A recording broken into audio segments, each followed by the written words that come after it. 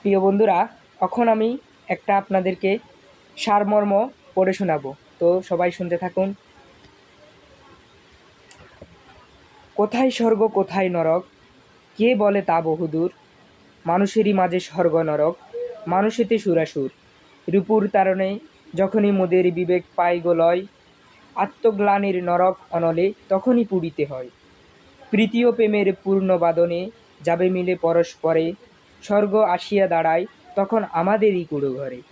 এবার মূল কথায় যাই আমি।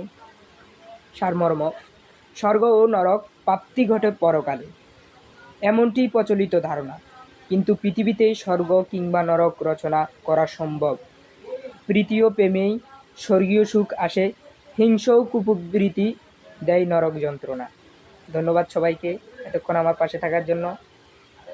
সবাই ভালো থাকবেন, আর কেমন হয়েছে জানাবেন।